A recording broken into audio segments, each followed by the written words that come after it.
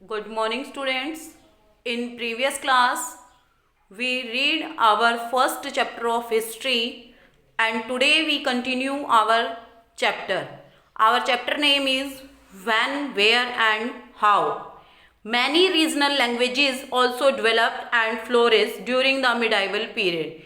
कि बहुत सी प्रादेशिक भाषाएं मतलब छोटे छोटे प्रदेशों में अलग अलग भाषाओं का जन्म हुआ और उनका अच्छी तरीके से फ्लोरिस्ट का मतलब होता है समृद्धि पूर्वक भली फलना फूलना मिडाइवल पीरियड के अंदर।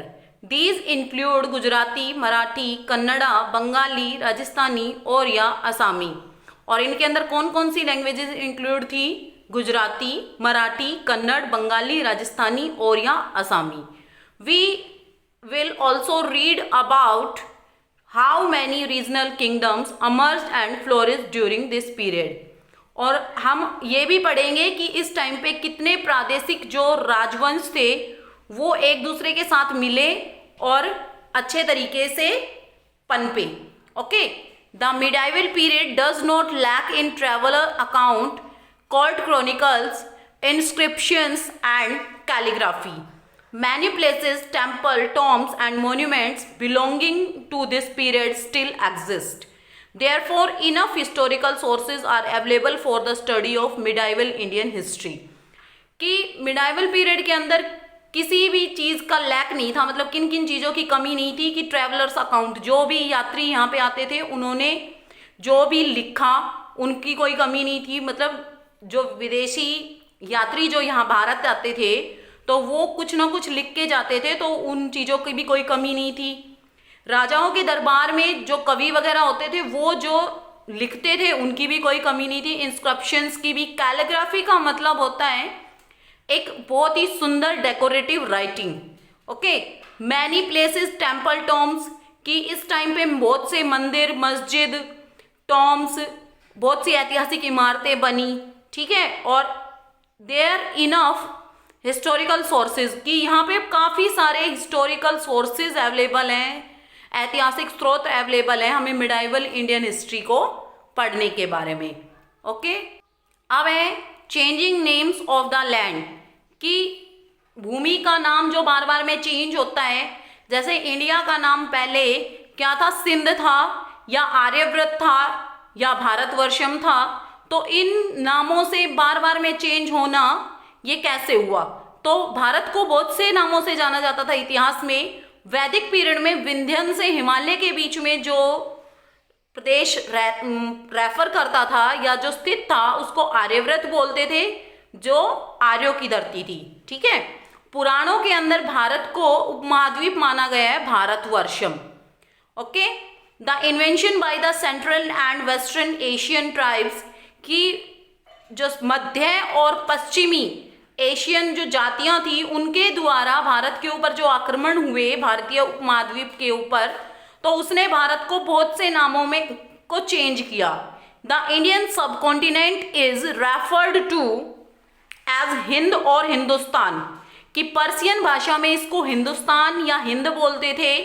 हिंद स्टैंड्स फॉर सिंध, जो सिंधु नदी है अपनी उसके लिए स्टैंड करती है, और स्थान स्टैंड फॉर लैंड, कि सिंध नदी की जो धरती है उसी को इस हिंद जो है वो सिंध को ही चेंज करके किया गया है। In the 13th century Hindustan comprise land around the Indus river, और 13वीं शताब्दी के अंदर जो हिंदुस्तान है उसकी धरती इंडस रिवर के इर्द गिर्द ही स्थित थी। This term was also used by Delhi sultans and the Mughal rulers to refer to their realms, और इसी टर्म को, किसको? हिंदुस्तान को दिल्ली सल्तनत ने और मुगल जो रूलर्स थे उन्होंने भी इस टर्म को यूज किया, और हिंदुस्तान को ही उपमहाद्वीप का नाम बार बार में उपमहाद्वीप के नाम से जाना जाता है। Sources of history, source of history refer to those items which historians study to understand the past. These include literature, coins, paintings, inscriptions, monuments. For the medieval Indian period, a vast area of both literary and archaeological sources is available. कि sources of history, इतिहास की जानकारी हमें किन किन चीज़ों से मिलती है? साहित्य से, सिक्कों से, जो पेंटिंग्स हैं उनसे, इंस्क्रिप्शंस जो लिखे हुए लेख मिलते हैं उनसे, जो ऐतिहासिक इमारतें हैं उनसे। और जो मध्यकाल है उसके अंदर इन साहित्य और जो ये पुरातात्विक सोर्सेज हैं इनकी कोई कमी नहीं थी, ये बहुत ही अधिक मात्रा में अवेलेबल थे। अब है literary sources. There is no lack of literary sources for the study of medieval Indian which corresponds to the period from 700 CE to 1800 CE. These sources, which are available in the form of manuscripts, books and scrolls, can be found in museum and libraries in India and abroad. कि इस time पे जो साहित्य के स्रोत थे वो medieval period की स्टडी करने के लिए बहुत ही मतलब उपयोगी हैं, और जो 700 सीई से 1800 सीई तक जो मिडाइवल पीरियड था उसको स्टडी करने के लिए। और ये जो सोर्सेज हैं वो अवेलेबल है मैन्युस्क्रिप्ट्स में, बुक्स में, स्क्रॉल्स में। स्क्रॉल्स का मतलब होता है, जैसे आपने देखा होगा राजा महाराजा जो फोल्ड करे हुए एक लेटर सा भेजते थे, तो उससे म्यूजियम से और लाइब्रेरीज जो इंडिया में भी हैं और विदेशों में भी हैं। ठीक है। अब है कोर्ट क्रॉनिकल। कोर्ट क्रॉनिकल का मतलब है, जैसे देखो ये तबाकत आई नसारी, तो ये जो राजा थे, एक राजा थे, उनके दरबार में जो ये लिखी गई है। ठीक है। तो ऐसे ही court chronicle is an example of literary sources की जो लिखित साहित्य है उसका एक मतलब महत्वपूर्ण कोर्ट क्रॉनिकल है। और इसका क्या मतलब होता है, textual records that has been written by the court historian, जो कि राजा के दरबार के अंदर इतिहासकार होते थे या जो पोएट्स होते थे वो राजा के दरबार में जो रिकॉर्ड्स लिखते थे। सब एग्जाम्पल्स तबाकत आई नसारी, फुतू उस सल्तिन, तारिक आई फिरोज शाही। ठीक है।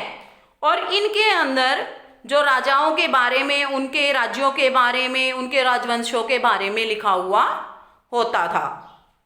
अब जैसे कि अबुल फजल जो एक फेमस कोर्ट क्रॉनिकल थे, who lived during Akbar's reason, कि वो अकबर के दरबार में रहते थे और उन्होंने दो इम्पोर्टेंट वर्क लिखे, आईने अकबरी और अकबरनामा। अकबर के ऊपर लिखे थे उन्होंने आईने Akbari and Akbarnama. Badauni Muntakhab ut Tawarikh is also an important work which dealt with Akbar's reason, कि ये जो मुंतखब उत तावारिक जो एक बुक का नाम है, एक किताब का नाम है, एक क्रॉनिकल का नाम है, तो वो भी अकबर के ही दरबार में लिखी गई थी। For Shahjahan reign historian study the Padshahnama, और जो शाहजहां था उसके दरबार में क्या लिखी गई थी, पदसभानामा एंड द आलमगीर नामा। ओके। और इसी तरह औरंगजेब के रीजन में भी लिखी गई थी। अब है मेमोरीज एंड ऑटोबायोग्राफीज, की जो यादें हैं और जो ऑटोबायोग्राफी मतलब खुद की लिखी हुई जो बुक्स होती हैं वो ऑटोबायोग्राफी कहलाती हैं, आत्मकथा। Memories and autobiographies also provide valuable information for the historian. Some examples of medieval Indian memories and autobiographies are Baburnama, Jahangirnama and Humayunnama. की बाबर ने क्या लिखी, बाबरनामा। जहांगीरनामा किसने लिखी, जहांगीर ने लिखी, और हुमायूंनामा हुमायूं ने। ठीक है।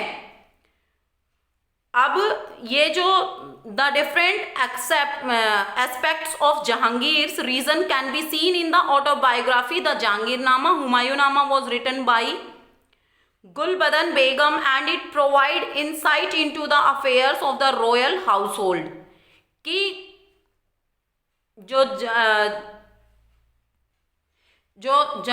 हुमायूंनामा थी वो किसने लिखी थी, गुलबदन बेगम ने लिखी थी।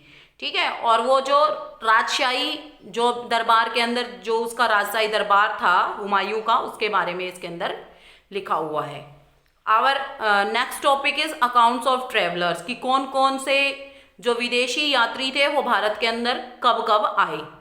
तो भारत के अंदर बहुत सारे जो ट्रैवलर्स थे वो आते हैं। बेटा ये जो हिस्ट्री होती है वो थोड़ी समझने में हार्ड होती है, इसलिए मैं इसको एक स्टोरी टाइप में बता रही हूँ। जहाँ से भी आपको समझ में ना आए आप मुझसे कंसेप्ट क्लियर कर सकते हैं। कि बहुत से मिडाइवल पीरियड के अंदर बहुत से ट्रैवलर्स आए और उन्होंने अपने रिटर्न अकाउंट्स, अपनी जो यात्रा थी उनका यात्रा वृत्तांत लिखा। और इनके अंदर क्या है, Al Biruni, Ibn Battuta of Morocco, Niccolo Conti of Italy, Abdul Razzaq of Persia and Athanasius Nikitin of Russia. की ये कुछ नाम है जो ट्रैवलर्स भारत के अंदर आए थे मिडाइवल पीरियड के अंदर। अब है Tahqiq i Hind is an 11th century book, की 11वीं सदी की किताब है जो अलबरूनी ने लिखी थी जब who came to Alberuni who came to India when Mohammad of Ghazni invaded India. की अलबरूनी जब वो भारत आया था, अलबरूनी भारत आया था और मोहम्मद गजनी ने भारत के ऊपर आक्रमण किया था। It is a book written extensively about Indian people, और ये बुक किसके बारे में लिखी गई है, मोस्टली भारतीय लोगों के बारे में लिखी गई है कि भारतीय लोगों ने किस तरह अपने देश की रक्षा के लिए लड़ाई लड़ी थी। Many European travellers and Jesuit priest had also left a vast source of literary information since 16th century onward. कि बहुत से यूरोपीय जो यात्री आए थे भारत के अंदर जो प्रीस्ट होते हैं, मतलब पादरी होते हैं चर्च के, उन्होंने भी बहुत सारे सोर्सेज लिखे हैं लिटरेरी के 16th सेंचुरी के। Okay, some of these include Barbosa, Ralph Fitch, Thomas Roe, Tavernier, Bernier and Manucci. कि ये कुछ हैं जो प्रेस्ट या यूरोपियन ट्रैवलर्स जिन्होंने भारत के ऊपर लिखा है।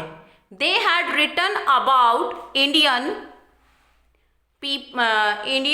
People, medieval Indian trade and commerce.